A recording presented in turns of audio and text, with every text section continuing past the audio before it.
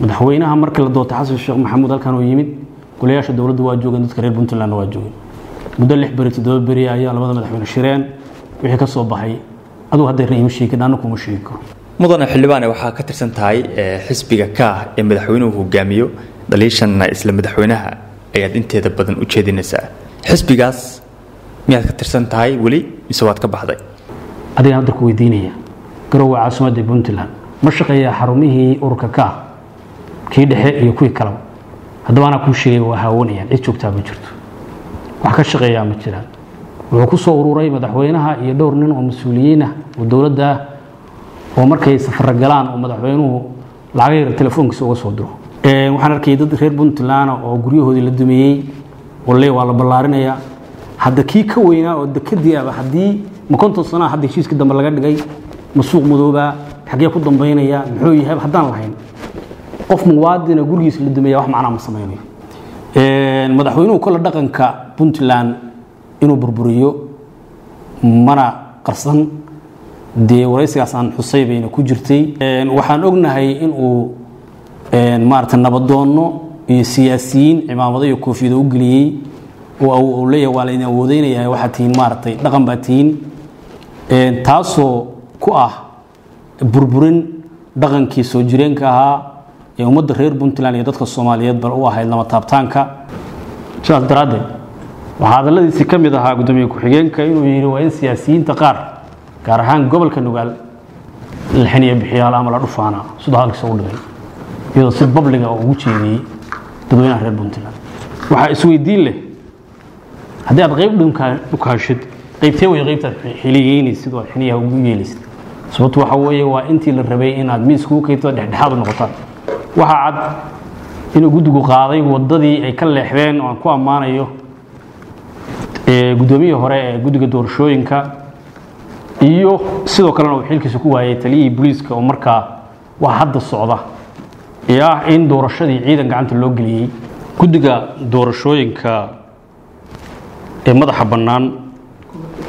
ee ku meel gaarka ee dawladda Puntland sida muuqata guddigu wuxuu ku dhisan yahay heerka guddiga doorashooyinka Puntland oo meel mariyay golaha wakiilada dawladda Puntland aan ka mid ahay sidoo kale wuxuu ku dhisan yahay dastuurka dawladda Puntland qodobka 44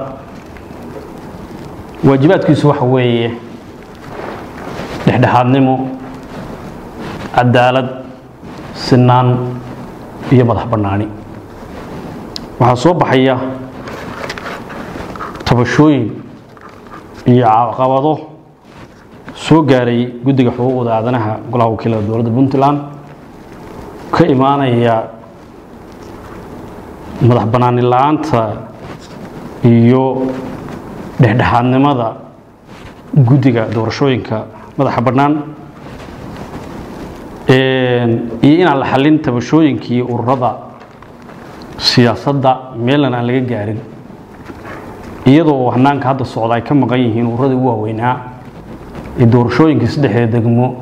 codka ugu badan ka helay qaarkood iyo ururo kale waajibaadka guddiga doorashooyinka waxa weeye sidaan hore u sheegay dhexdhexaadnimo iyo cadaalad iyo sinaan iyo inuu weel u noqdo dhammaan garabyada siyaasadeed ee Puntland inuu dhex u noqdo shacweynaha reer Puntland inuu kor joogteeyo hanaanka maaliyadeed hanaanka xeereed iyo hanaanka daahfurnaaneed maadaama doorashadu ay tahay mid dadweyne ama diiwaangelintu oo ay tahay goobjoogayaasha caalamiga ah iyo goobjoogayaasha ururada siyaasadda iyo bulshada rayidka iyo cid walba ay ka qayb gasho waxaad moodaa inay qaadeen wadadii dhexdhexaadnimo la'aanta ahayd maxaa yeelay guddigu sidaan sheegay waxa laga rabaa cadaalad in uu sameeyo garabyada kala duwan waxaan dhageysanayay gudoomiye ku-xigeenka guddiga doorashooyinka iyo xubno fadhiyay oo guddiga ah magaalada Dangoreyo oo laga sameeyay daafur istiiwaan gelineed waxa gudoomiyaha guddiga doorashooyinka halka ka sheegay in ay maartay ay oo shaki geliyay dhexdhexaadnimadiisa sida ogsoontiinaan waxaan ka mid ahay guddiga doorashooyinka xubnaha xasaanada siiyay isla markaana kor joogteynta ku leh maadaama guddiga xuquuqlisaanku uu xaqa muwaadinka uu kor joogteyn ku leeyahay waxa ii muuqatay in uu yiri siyaasiyiinta kala aragtida duwan ee la rabay in dhexda u noqdaan waxay isku hayaan ay xaliyaan miis isku keenaan marka ay joogto xaaladda urur laba kala sareeyo sharcigan waa loo sameeyay madaxweynuhu gudoomiyuu urur u yahay ururada kalena ururay waxay u yihiin gudoomiyaal dadka maaragtay siyaasiyiinta kala aragtida duwan dhammaan cidda weeleynaysa oo aragtidooda mideynaysa oo meel isku keenaysa oo loogu talagalay in arrimahaas xaliso waa guddiga doorashooyinka sidaas daraadeed waxaa hadaladiisii ka mid ahaa gudoomiye ku-xigeenka inuu yidhi waa in siyaasiyiinta qaar gaar ahaan gobolka Nugaal la xiniyo bixiyaal ama la dhufaana sida halkiisa u dhigay iyadoo si babliga ugu jeediyay dadweynaha reer Puntland waxa isweydiin leh haddii aad qayb dhunkaashid qaybtee way qaybta xiliyeynaysid sidoo xiniyaha ugu yeelaysid sababtu waxa weeye waa intii la rabay inaad miis ku keento dhexdhexaad u noqotaan waxa cad inuu guddigu qaaday wadadii ay ka leexdeen oo aan ku amaanayo gudoomiyaha hore ee guddiga doorashooyinka iyo sidoo kalena uu xilkiisa ku waayay taliyihii booliiska oo markaa wax hadda socda in doorashadii ciidan gacanta loo geliyay ay diideen kuna shaqeynayeen dhexdhexaadnimo iyagu inay qaateen wadadaas ka leexdeen oo ay qaadeen wadada maaragtay midnimo la'aanta iyo dhexdhexaadnimo ka fogaanshaha waxaad ogsoontihiin dadka reer Puntland inaynan diidaneen iyo ururada siyaasadda iyo dadka caasimaduba in diiwaangelin iyo doorashooyin xor iyo xalaal ah oo sida suur ku cada la maro inay diidaneen sababtoo dadka reer Puntland suurka iyaga dhigtay qawaaninta soo baxdana iyaga leh cid walbana way ka badiyaan inuu dalkooda horumaro in awoodooda helaan na way u baahan yihiin laakiin taas waxa caddeyn u ah saddexdii degmada la qabtay eyl iyo dangaro eyl iyo qardho iyo ufayn sida ay uga dhacday doorashada iyo diiwaangelintu waxay ahayd wadar ogol waxaa ka qayb galay ururada siyaasadda waxaa joogay sheegayaal caalami ah waxaa joogay bulshada rayidka ah waxaa joogay golaha wakiilada oo joogto ku lahaa aan eyl joogay waxay ahayd mid si transparency ku soo dhamaatay waxay ahayd mid ciidan iyo qori ka caagin waxay ahayd mid aan maartay saraakiishii ummadda rabay inay dhex u noqoto ayna lahayn ayna horboodin sidaas daraadeed waxaan ugu baaqayaa guddiga doorashooyinka madax bannaan haddii ay suurtagal tahay weli fursad baa la haystaa in ay waajibaadkooda sharciga ugu qoran gutaan inay dhexdhexaad noqdaan in ay mideeyaan oo ka saaraan konfliktiga iyo sharci darrada iyo tuhunka bulshada reer Puntland rabtay inay hore u socoto iyaga mas'uulka looga dhigay inay u soo laabtaan una cadeeyaan waxa jirana khilaafka waxay ka qabteen iyo waxay ka qaban doonaan walow ay caddahay oo ay dadka reer Puntland iyo siyaasiyiinta kala aragti duwana ay si babliga ay u yiraahdeen waa qayb la xiniyo bixiya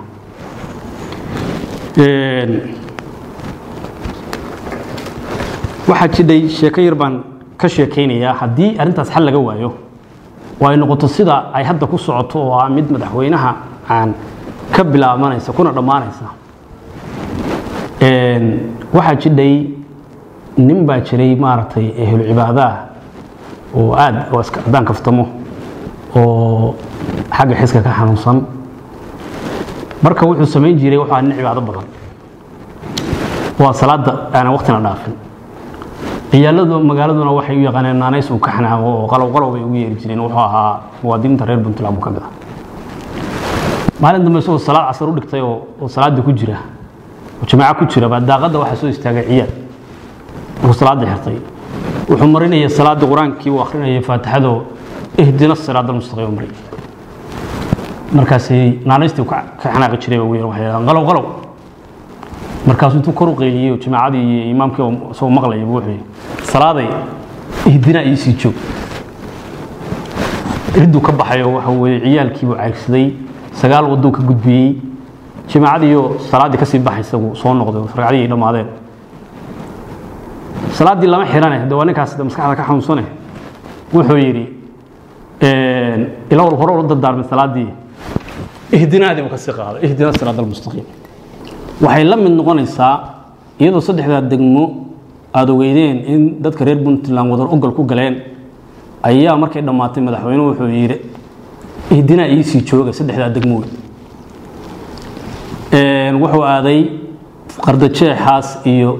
doorashadii xamar aan oganahay meesha ay ku dhamaatay madaxweynuhu uu yiri 3 sano ku hawlana markii soo noqday ayuu wuxuu bilaabay inuu yiraahdo salaaday uu ka bilaabay salaadii ihdina siratal mustaqim oo ah wax hadda socda oo annagii shaqeynayay oo bulshadii diyaar tahay wax caawa aan ka sheegno iyo waxaan ummadda reer Puntland ugu qareeno anaan garanay waxay la mid noqonaysaa taa sharcina ma noqonayso waxaan ku baaqayaa inuu guddigu waajibaadkiisa guto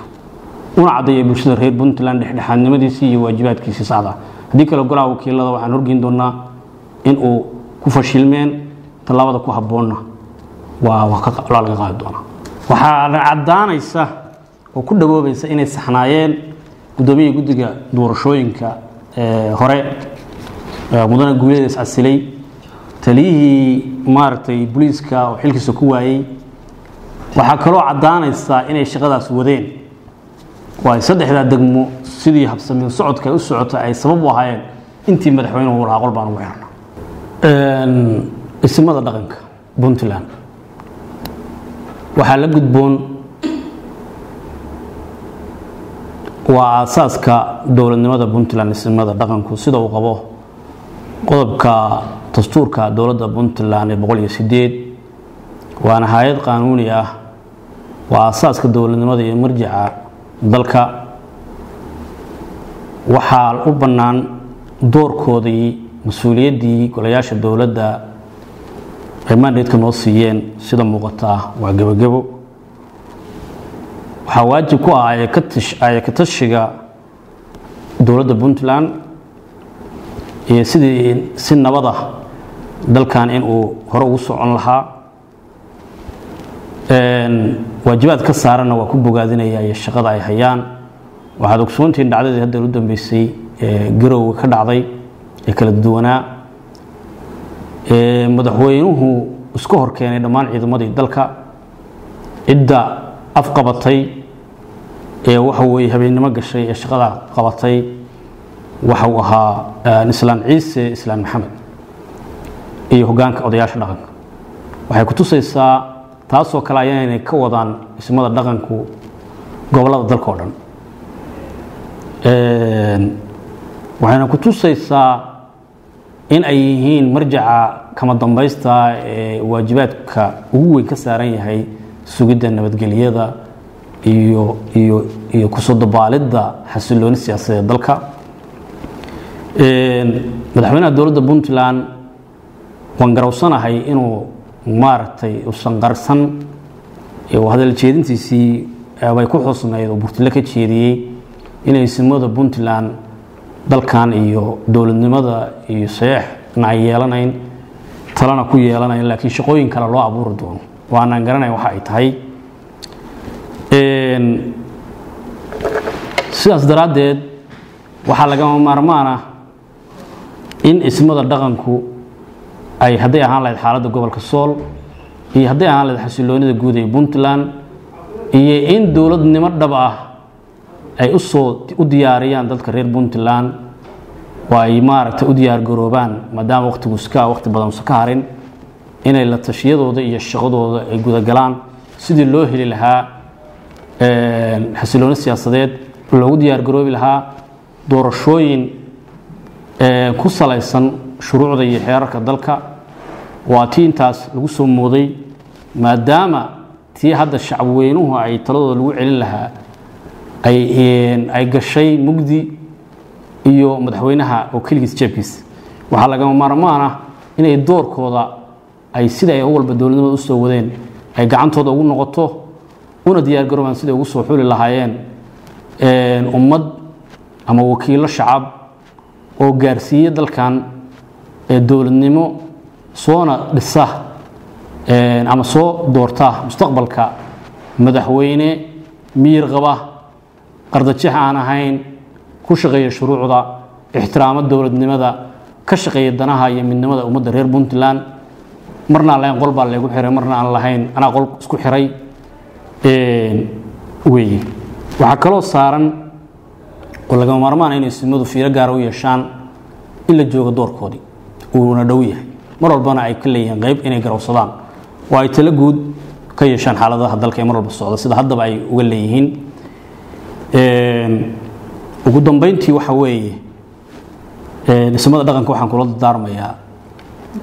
doorkii lagu yaqaanay inaan cidna uga haybaysan shaqadooda qabsadaan oo ummaddan iyaga marjac u ah dowladnimada iyaga budigo u ah annaga iyagaana keenay oo na soo xulay oo bulshadu noo soo wakiilatay saxiixooda annaguna waxaan sii wakiilanay dowladnimadii kale oo laynoo wakiishay mar walbana talo ugu dambaysa iyaga iska leh madaxweynuhu kala dhaqanka Puntland inuu burburiyo mana qarsan dee waraysigaas aan xusay bayna ku jirtay iyo habkiisa hogaamineed ee qardajeexa uu ku sheegay ee uu dalkan ku soo waday waxaan ognahay in uu maarta nabadoono iyo siyaasiyiin cimaamado iyo koofiyado u geliyay oo uu leeyahay waa la idin awoodeynayaa waxa tiin maartay dhaqan baa tiin taasoo ku ah burburin dhaqankii soo jireenka ahaa ee ummadda reer Puntland iyo dadka Soomaaliyeed bal u ahayd lama taabtaanka danta uu ka leeyahay madaxweynuhu isaga cadeeyay ummadda reer Puntland dabcan way hor imaan doontaa laakiin waxa laga maarmaanaa in fiiro gaar ah ummadda reer Puntland iyo Soomaaliba ay ku yeeshaan de wax qarsoon maaha Soomaalida waxa la yiri hadii dhaqan wanaagsan bay leedahay reer Puntland waa ka sii ummadda Soomaaliya ixtiraam bay ku hayaan xagga dhaqanka inay maarta ummad wanaagsan oo dhaqan leh iyo kala dambeyn ay tahay laf dhabarna ismada oo ahaa marka waxa la yiri hadii ummadda reer Puntland hadii ay siyaasadda ka burburto waxaan aaminsanahay inay maarta kabanayaan oo hadeerba wax badan baa ka burbursan mar walbana meesha ka baxdaba iyaga qabanaya laakiin hadii dhaqanka laga burburiyo sida hadda madaxweynuhu ku talagalkiisu yahay ama muuqata hadda waxa weeye waa ummad la rabo inaan waxba loo hambayn waxa laga maarmaan ah in bulshada reer Puntland iyo waxgaradka iyo ismaduba ay fiiro gaar ah u yeeshaan mudane xildhibaan waxa ka tirsan tahay xisbiga ka ee madaxweynuhu hogaamiyo dhaliishanna isla madaxweynaha ayaad inteeda badan u jeedinaysaa xisbigaas miyaad ka tirsan tahay wali mise waad ka baxday mudane wari waa maasan tahay anigu wastaa u sheegtay waxaan ka mid ahay ururka ka kamana bixin laakiin waxaan ahay sidoo kale mudane golaha wakiilada ee shacabka wakiila baad ururku wuxuu leeyahay xeer iyo wuxuu leeyahay maxaan ku iraada siyaasad madaxweynuhu sidaa u sheegay inuu dowladnimadii ka weyneed meel loogu sheegay ay hubantilaanta ugu jidho ayaa ururka ka ahna uu hubantilaan siyaasadeed ugu jiraa haddaan wax yar kaaga sheego ururku wuxuu leeyahay dhisme qaab dhismeed waxaa ku qoran gudoomiye ku-xigeen xogeeye guud iyo xogeeyayaal tiro badan oo ay tahay inay u dhisan yihiin habka ururada ay u dhisan yihiin haddaan wax ka xuso xogeeyaha arrimaha dibadda xogeeyaha bulshada xogeeyaha caafimaadka kan daryeelka kan maaliyadda dhammaan xeerarkii iyo waxa weeye awoodihii bulshada ka midka waan ka mid ahay ama bulshada kale reer Puntland ururka ka mid ah dalka dibadda joogta awoodihii ay lahaayeen in la dhiso oo lagu shaqeeyo hal xabba lagama magacaabin hal qofna kama shaqeeyo dhammaan waxay ku koomeen madaxweynaha oo kaliya adiga hadda ku weydiinaya garowa caasimadda Puntland ma shaqeeyaa xarumihii ururka ka kii dhexe iyo kuwii kale haddaba ana ku sheegay waa haawanayaan cid joogtaa ma jirto wax ka shaqeeyaa ma jiraan wuxuu ku soo ururay madaxweynaha iyo dhowr nin oo mas'uuliyiin ah oo dawladda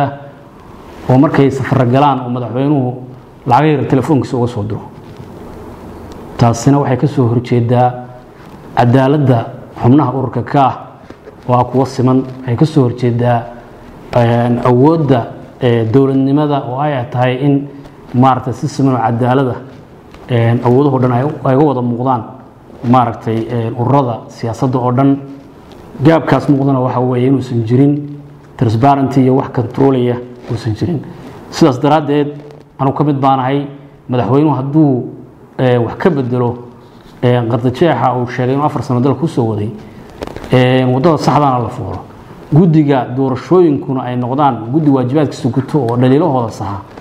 ummadda reer Puntland iyo golayaasheeda iyo maaragtay gudiyadooda iyo ururada siyaasaduna ay miis kugu yimaadaan anu ururada siyaasaddan ka mid ah ururka baan ku jiraa miiskana waa fariisanayna wax ka saxana diyaar baan laakiin sidoo hadda uu yahay deewan waa ummadda reer Puntland ee ururka la dhisatay madaxweynaha laakiin meel ay ku sheegaan la baan ka mid ah su-aasha labaad sidee u aragtaa heshiisyada ballaarinta dekadda iyo airportka Boosaaso iyo gudaha heshiisyada waqtigan ka socda Puntland su-aasha labaad waa maasanta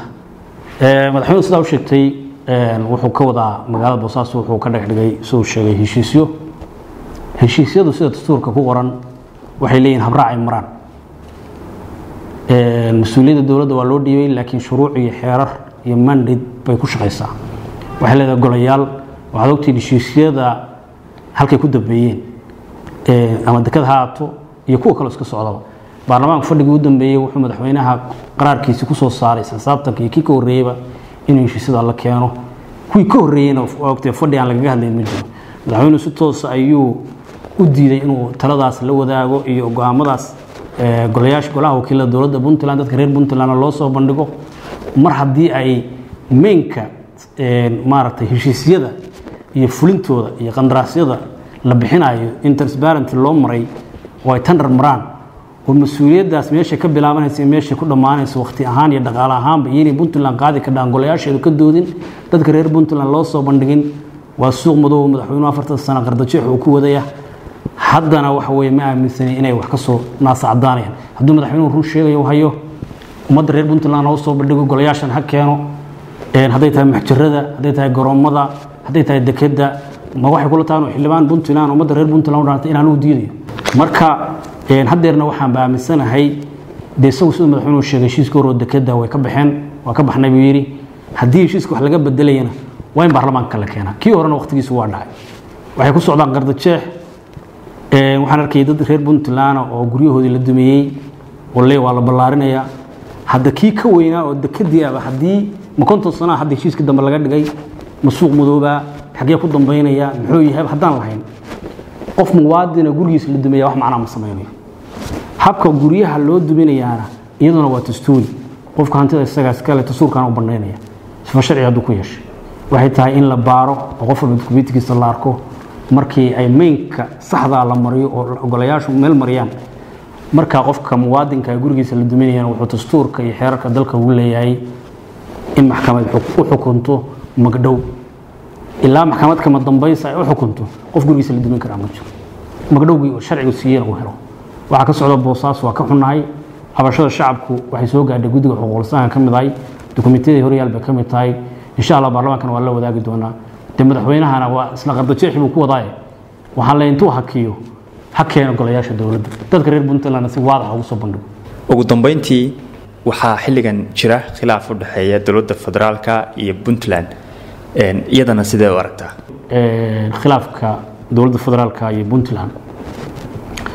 waxaad ogtahay muddo dheer baa baarlamaanka iyo dadka reer Puntland ba ay ka hadlayeen in la cadeeyo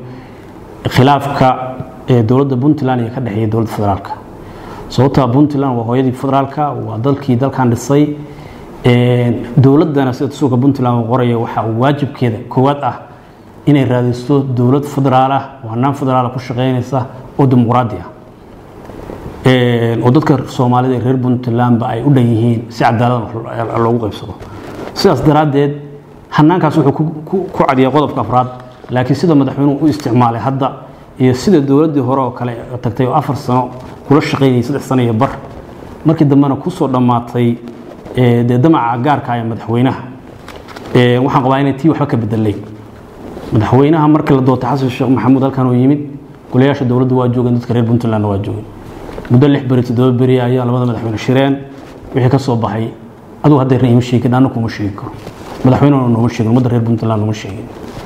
wax badanna waa la weydiiyay markii uu dambeysayna madaxweynaha kaligiisa xamar tagay wuxuuna yiri xiriirkeena waa u jarnay qodobo dastuuri ah isku hayna qodobada dastuuriga ma aynu madaxweynaha ishiisu aragto